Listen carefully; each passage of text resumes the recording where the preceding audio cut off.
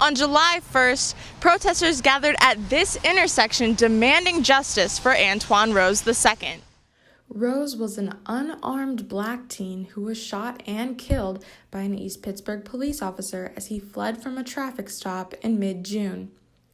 Protesters took to the streets in the following weeks, shutting down Penn Avenue and other major roads as they called for the officer to be brought to justice and stressed that Black Lives Matter. The chair of the Department of Africana Studies at the University of Pittsburgh recently wrote on the movement and believes the Black Lives Matter movement has the power to influence change.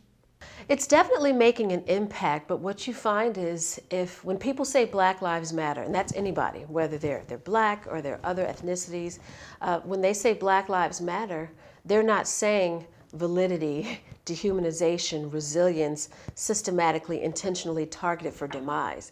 And so I think Black Lives Matter would be strengthened if we start using the language that's in the kind of the manifestos of Black Lives Matter. In response to the Antwon Rose shooting, local news stations reported protests throughout downtown Pittsburgh, including at the intersection of Grant Street in the Boulevard of the Allies and in Market Square.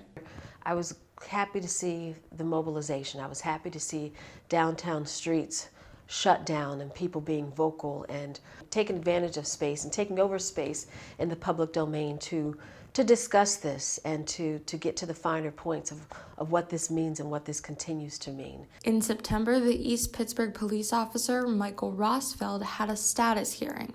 He is being charged with homicide for shooting Rose 3 times. There has not yet been a trial date set for the case. For UView Television, I'm Kiara Fry.